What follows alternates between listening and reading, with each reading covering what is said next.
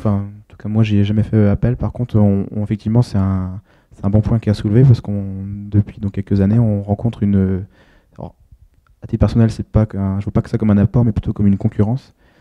J'ai déjà mis, notamment à titre personnel, été mis comment dire, en concurrence, on peut même dire déloyale pour le coup, qui ont des sociétés qui font, on appelle ça du offshore. Donc ces sociétés basées alors pas en Inde pour le coup, mais c'est plutôt Maroc, Tunisie ou en Asie également, à des prix défiant toute concurrence, quoi. Donc c'est on s'aligne ou pas. Le client était clair, moi j'ai tel devis à tel prix. Bon, j'aime autant bosser avec une boîte du coin, mais bon, vous comprenez que vous êtes 3 fois plus cher. Donc qu'est-ce que vous pouvez faire, quoi. Donc c'est une concurrence qu'on commence à rencontrer et qui, à mon avis, va continuer, quoi. Donc oui, il faut faire attention. Enfin, attention, oui, je pense que c'est pas forcément très bien pour nous finalement. Mais c'est quelque chose qui existe et qui va exister de plus en plus, je pense. Ouais. Par contre, pour revenir à l'offshore, donc c'est vrai qu'au niveau du prix, c'est très attractif, mais on commence à avoir de plus en plus de sociétés qui font machine arrière.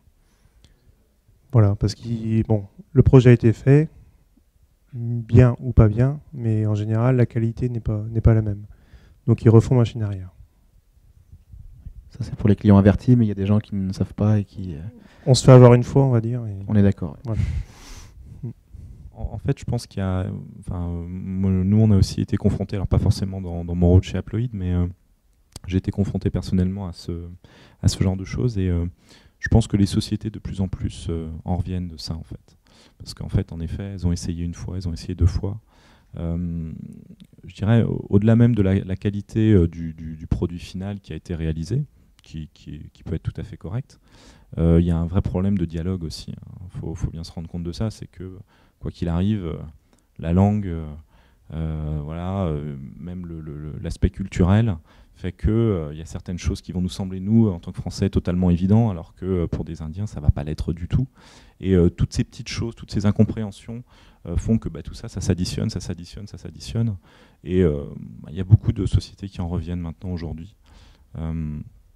Voilà, bon, mon ancienne société, Capgemini, a beaucoup investi. Je crois que ça doit être la première ou la deuxième société française, société de services qui a investi en Inde.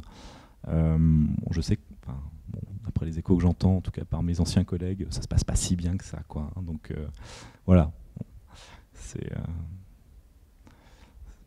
je suis pas convaincu qu'on va aller vers plus d'offshore. C'est que mon avis.